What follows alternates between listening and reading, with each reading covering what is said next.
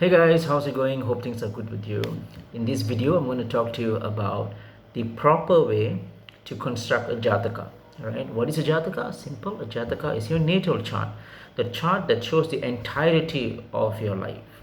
Okay, now remember, astrology is a study of the functions of the Atma, your soul's journey from inception till it meets the Creator once again.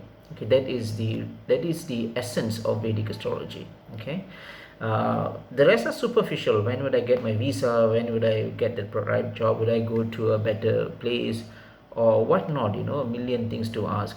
Those are superficial elements in Vedic astrology. Okay, but the more important one is to understand the journey of our Atma. So as you know, we transmigrate. We doesn't mean, the one that you look at right now. If you look at this Prakash, this is the gross body, right? But what's more important to understand, what is that subtle body inside? That is the true form of Prakash, all right, which is formless. That's called a Shukshma Shariram. Now that Shukshma Shariram is the one that is in the transmigration process from one birth to another. Okay, so a Jataka and other applications in the Vedic astrological context is the understanding and the analysis of one's soul. Okay, that's the first thing for us to understand. It's a very, very important thing to understand. Okay, failure, or if you don't know that that's the thing, then the entire reading would be off. It would not make sense, which is why the prerequisites is very, very, very important. It is an esoteric application. Okay, it has elements of religion and spirituality hard coded into it. Okay, so one needs to have religious prerequisites or background, a little bit about the Vedas, a little bit about the functions of Hinduism, the tenets, the constituents, the three gunas, the tattva, and all these things needs to be understood before actually going into the going into interpreting Vedic astrology chart. Even if you don't interpret, even if you want to when you want to seek a Vedic astrology, you need to have this prerequisite. It's important. Then you have a perception, the right perception. Okay, all right. Anyways, to put all that aside, there is a proper method to work on a Jataka. Okay, first thing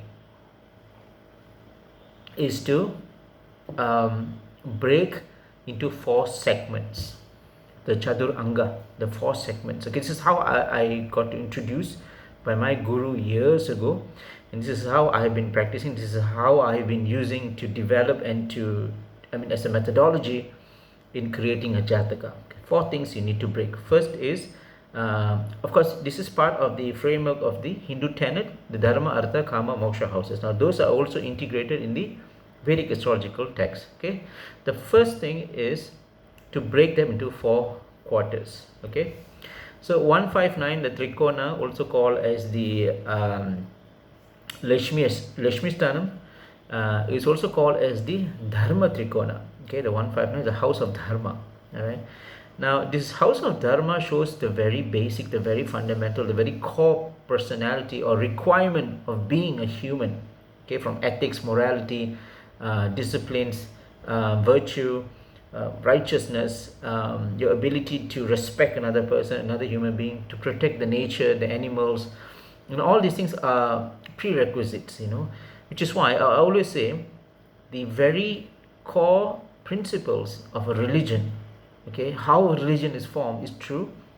It's formed from the basis of morality.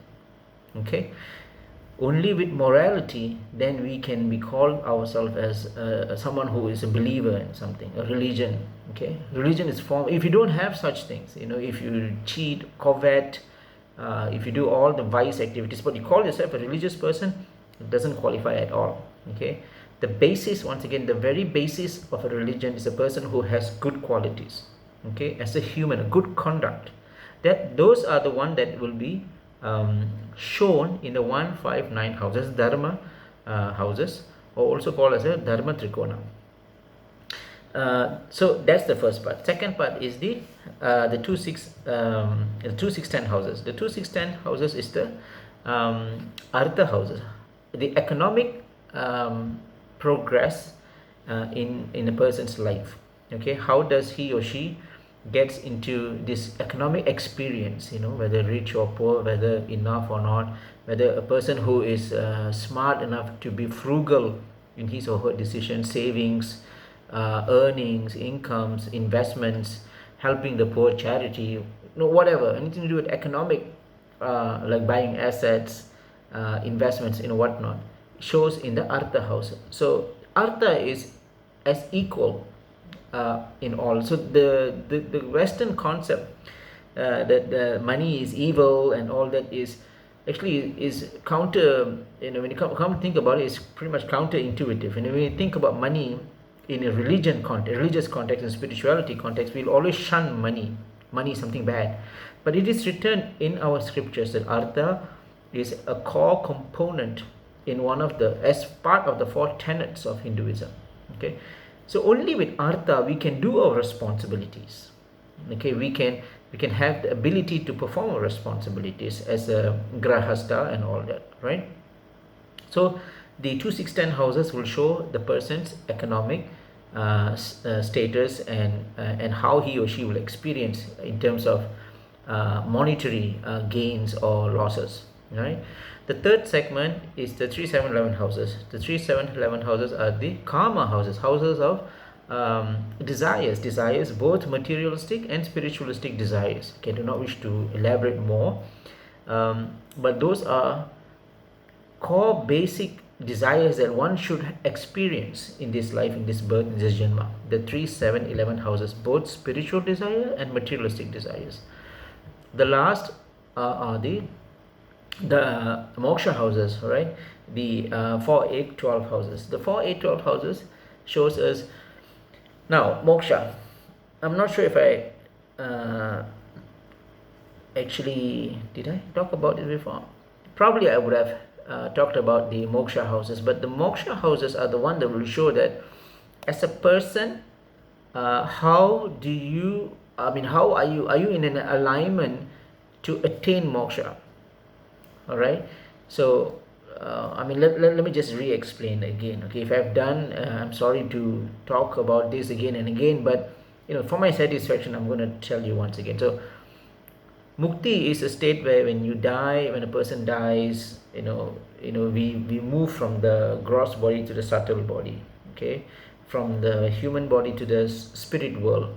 That is mukti. So essentially every human will go through mukti when the person dies. Okay, a change in the type of us in the 5 sheaths, the panchakoshas, right? So it's just one type of moving. So whenever a person dies, moves from the gross to the subtle. All right, that's called mukti. But this mukti will be judged based on its whatever depositions that it has made. It will be deponed by Yamadharmaraja, the Lord of Death. And then from there the journeys, the 3 yanas will come into the picture and so on. But so that is the thing. So if you have done the right things in this world, you lead a state of purities and sanctity, and then once you attain mukti, the time when it comes to be deponed, to be judged and all that, and if you have followed the right process, okay, which is again moksha, you will have moksha, you will attain moksha, salvation, which means there will not be any rebirth anymore. You will attain supreme bliss. You will connect with the Paramatma itself. Okay, you will just connect with it. You do not have to go to the pain of being born again. You will break the shackles of samsara. All right. So once again, mukti is once we die, anyone dies will attain mukti. But to attain moksha is through certain conduct, certain qualities. And those good qualities or sanctified qualities are seen in the 4, 8, 12 houses, the houses of moksha. So you have all the angas now, the 4 angas, dharma, artha, kama, moksha. So incorporate all this, and you will get a wholesome, a very holistic perspective. Now from there you can advise to your clients that, okay, since in this particular area probably you have issues in in the artha side, or probably you need to improve on the dharma side and so on. And that gives your clients a different perception, at least it's not like saying that, okay, if you need more money, this is the remedy you're supposed to be doing.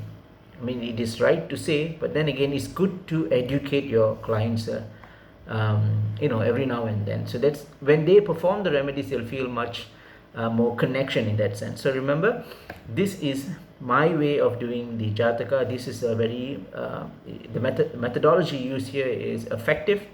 And I hope that if you are an aspiring astrologer, or if you're a student, then I would suggest for you to try this out. Okay, so take care, my friends. God bless you.